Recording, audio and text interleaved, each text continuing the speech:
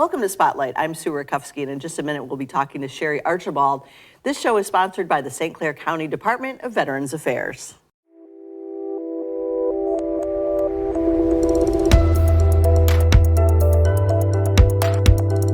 Sherry, welcome to Spotlight.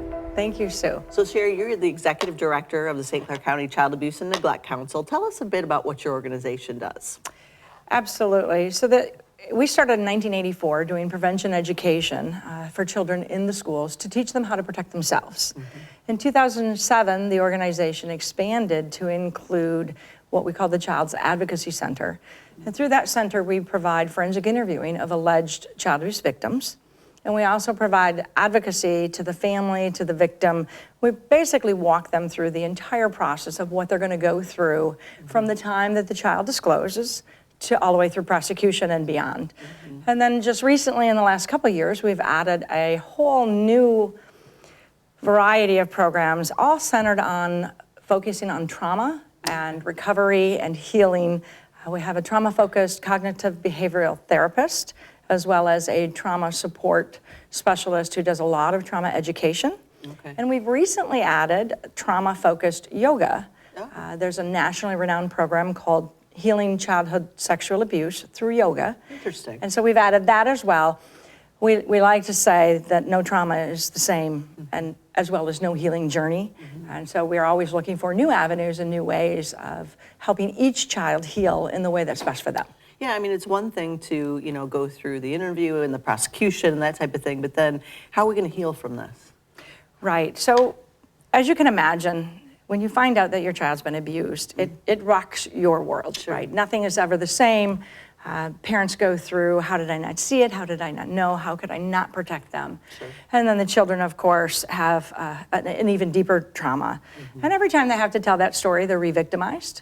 So we have them in the office. They tell their story one time. We have a forensic interviewer that interviews them in front of law enforcement, prosecution, and Child Protective Services. So they don't have to tell again unless, or at the point that they go to trial, then they would obviously, depending on their age, have to take the stand. But it's all about helping them heal, be resilient, getting them back to that happy, carefree childhood we all enjoyed that they should that they be deserve, able to. absolutely. Right, they deserve that, and we want to help them get there. And so we're looking at new ways every day on how can we help them heal and help them along that journey. Okay, very good. Well, these things take money, and you do, to switch the subject to be a little cheerier here, you have a gala coming up. Tell me about that. We do. So you're right, it takes money, and though we have one federal and one state grant that helps fund us, they fund less than 50% of what it takes to provide those services.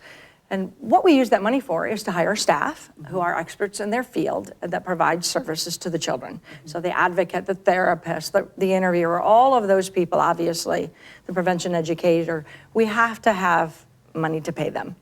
And so we have 3 fundraisers throughout the year, and the gala is our first, and it is our annual dinner on April 20th. And this year we chose the theme of a black and white gala. Oh, fun. With a little twist. Okay. So most people think of gala and it's a formal event, and what we've said is we would love for you to wear black and white, but it's not required. And you can be as formal as you would like and as casual as you would like. And you can mix the two if you'd like. Oh, interesting. Well, that's going to be quite a event. Tell me what to expect at the dinner. So the dinner is a fundraiser, obviously, and it starts out with an hour of cocktail time and appetizers, and then we go into the full-blown dinner. We'll have a very short program. We recognize our Child Advocate of the Year and our Community Advocate of the Year, and then, of course, we have a silent auction, and that is the biggest fundraiser of the evening, and then we wrap it up with a little dancing if you want to stay and dance, and if not, people can go home. We try to get them in and out as quick as possible. But it's just a night for us to share what we do. I like to call it a fundraiser as well as a fundraiser.